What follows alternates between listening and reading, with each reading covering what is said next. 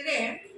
ಇವತ್ತಿನ ದಿನ ಈ ಲೋಕಸಭೆಯ ಸ್ಪೀಕರ್ ಅಂದ್ರೆ ಸಭಾಧ್ಯಕ್ಷರು ಇವರದೇ ಆದಂಥ ಅಧಿಕಾರ ಮತ್ತು ಕಾರ್ಯಗಳ ಕುರಿತು ಚರ್ಚೆ ಮಾಡ್ತಾ ಇದ್ದೀನಿ.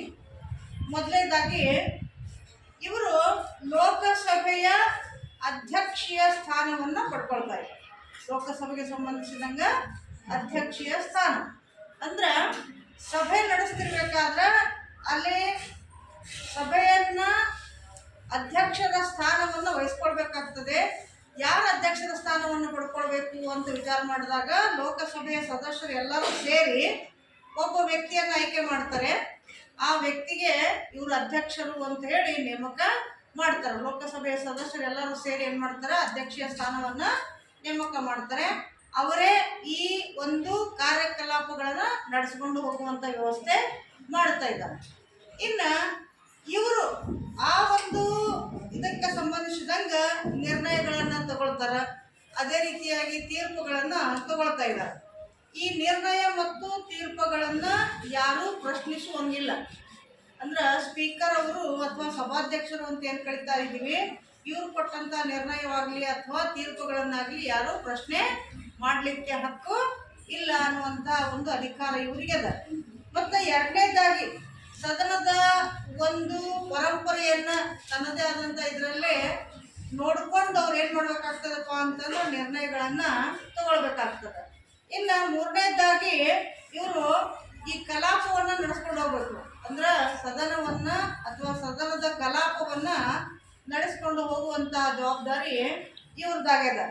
ಅದೇ ರೀತಿಯಾಗಿ ಈ ಸ್ಪೀಕರ್ ಅವರು ಸಭೆ ನಡೆದಂತ ಸಂದರ್ಭದಲ್ಲಿ ಎಲ್ಲ ಸಭೆಯ ಸದಸ್ಯರು ಶಾಂತಿಯಿಂದ ಕುತ್ಕೊಳ್ಬೇಕು, ಆಮೇಲೆ ಸಹನೆಯಿಂದ ಕೇಳಬೇಕು, ಶಿಸ್ತು ಪಾಲನೆ ನೋಡ್ಕೊಂಡು ಹೋಗುವಂತ ಜವಾಬ್ದಾರಿ ಇವ್ರದ್ದಾಗ್ಯದ.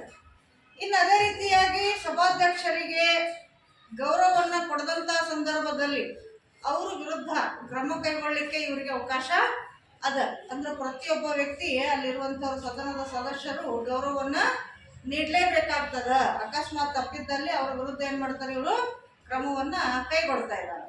ಇನ್ನು ಅದೇ ರೀತಿಯಾಗಿ ಈಗ ಸಂಸತ್ತಿನಲ್ಲಿ ಅಂದ್ರೆ ಈ ಲೋಕಸಭೆಯಲ್ಲಿ ಸದನ ನಡೀತಿರ್ಬೇಕಾದ್ರೆ ಅಲ್ಲಿರುವಂತ ಸದಸ್ಯರು ಅಂದ್ರೆ ಎಂಪಿಗಳು ಅಂತ ಕರಿತಾ ಇದ್ದೀವಿ ನಾವು, ಅವರು ಯಾವ ಕಾರಣಕ್ಕೂ ಅಸಂಸದೀಯ ಭಾಷೆಯನ್ನ ಬಳಸಬಾರ್ದು, ಅಂದ್ರೆ ಅವಾಚ್ಯ ಪದಗಳನ್ನ ಬಳಸಬಾರ್ದು ಅನ್ನೋ ರೀತಿಯಲ್ಲಿ ಅದ. ಅಕಸ್ಮಾತ್ ಅವರು ಅಂಥದ್ದು ನಡೆಸಿದ್ದಾದ್ರೆ ಅವ್ರ ವಿರುದ್ಧ ನಿಯಂತ್ರಣ ಮಾಡಲಿಕ್ಕೆ ಅಂತ ಕ್ರಮವನ್ನ ಕೈಗೊಳ್ತಾ ಇದ್ದಾರೆ.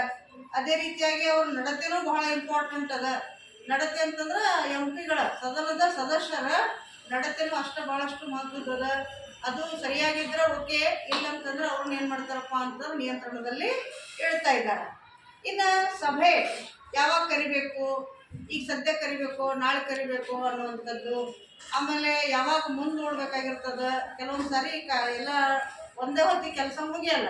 ಆ ಟೈಮಿಗೆ ಯಾವಾಗ ಮುಂದೂಡೋದು, ಸಭೆ ಕರೀದು ಯಾವಾಗ, ಮುಂದೂಡೋದು ಯಾವಾಗ, ಅಥವಾ ಅದನ್ನು ಮುಕ್ತಾಯಗೊಳಿಸೋದು ಯಾವಾಗ ಅನ್ನುವಂಥದ್ರ ಕುರಿತು ಸಹಿತ ಯಾರು ನಿರ್ಣಯ ತಗೊಳ್ತಾರಪ್ಪ ಅಂತಂದ್ರೆ ಈ ಸಭಾಧ್ಯಕ್ಷರೇ ತಗೊಳ್ತಿರ್ತಾರೆ. ಇನ್ನು ಈ ಮಸೂದೆ ಅನ್ನುವಂಥದ್ದು ಲೋಕಸಭೆಯಲ್ಲಿ ಮಸೂದೆ ಪಾಸ್ ಆಗಿರೋದು, ಅದು ಖಾಸಗಿ ಮಸೂದೆ ಅದನೋ, ಸರ್ಕಾರಿ ಮಸೂದೆ ಅದನೋ, ಹಣಕಾಸಿನ ಮಸೂದೆ ಅದನೋ ಅನ್ನೋ ರೀತಿಯಲ್ಲಿ ಇದು ಎಂತಹ ಮಸೂದೆ ಅನ್ನುವಂಥದ್ರ ಕುರಿತು ಅವ್ರು ಏನು ಮಾಡ್ತಾರಪ್ಪ ಅಂತಂದ್ರೆ ನಿರ್ಣಯವನ್ನ ತಗೊಳ್ತಾ ಇದ್ದಾರೆ. ಮತ್ತು ಅಕಸ್ಮಾತ್ ಆಗಿ ಇಲ್ಲಿ ಸದನಕ್ಕೆ ಸಂಬಂಧಿಸಿದಂಗ ಯಾರ್ದಾದ್ರೂ ಹಕ್ಕುಗಳು ಚ್ಯುತಿ ಆದ್ರ ಅಥವಾ ಧಕ್ಕೆ ಆದ್ರ ಅಂತ ಸಂದರ್ಭದಲ್ಲಿ ಅವ್ರ ವಿರುದ್ಧನೂ ಏನು ಮಾಡ್ತಾರಪ್ಪ ಅಂತಂದ್ರೆ ಕ್ರಮವನ್ನ ಕೈಗೊಳ್ತಾ ಇದ್ದಾರೆ. ಇನ್ನು ಮಸೂದೆ ಪರವಾಗಿ ಅಥವಾ ವಿರುದ್ಧವಾಗಿ ಏನಾದರೂ ಮತ ಚಲಾಯಿಸಿದಂಥ ಸಂದರ್ಭದಲ್ಲಿ ಸಮಾನ ರೀತಿಯಲ್ಲಿ ಮತ ಚಲಾಯಿಸಿದಾಗ ಇವರು ತಮ್ಮದೇ ಆದಂಥ ಒಂದು ಓಟನ್ನ ಚಲಾಯಿಸಿ ಅವ್ರೇನು ಮಾಡ್ತಾರಪ್ಪ ಅಂತಂದ್ರೆ ಯಾರ ಪರವಾಗಿನೋ ಅಥವಾ ವಿರೋಧವಾಗಿಯೋ ಇದು ಚಲಾವಣೆ ಆಗಿದೆ ಅನ್ನುವಂಥದ್ದನ್ನ ಹೇಳ್ತಾರೆ.